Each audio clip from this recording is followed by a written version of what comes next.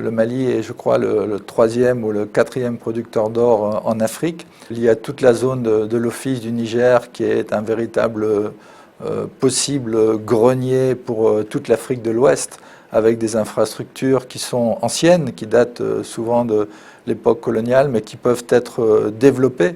Ce sont des atouts qui existent, qui doivent être complétés, à mon avis, par d'importants investissements en termes d'infrastructures notamment. Le Mali est un pays très étendu.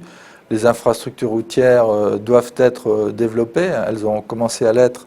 Il faut aller beaucoup plus loin. Et donc il y a la possibilité de réaliser des actions importantes dans les années à venir qui vont être en plus facilitées par toute l'aide qui a été annoncée au mois de mai au profit du Mali, qui se monte à près de 3 milliards d'euros et qui devrait faciliter la gestion par l'État du remboursement de sa dette intérieure qui a augmenté avec la récente crise, mais aussi la réalisation de tous ces investissements. Beaucoup de possibilités qui doivent être vues non seulement à l'intérieur du Mali, mais aussi à travers le développement de l'intégration régionale.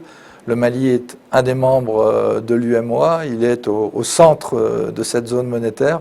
Il est donc bien placé pour tirer profit de cette intégration qui devrait s'accentuer. Ce grand potentiel a été examiné par un taux de croissance assez satisfaisant qui a été obtenu dans la période 2000-2010, comme dans beaucoup de pays africains, mais qui doit être augmenté pour s'approcher des 8 à 10%, comme c'est souhaité dans la plupart des pays du continent.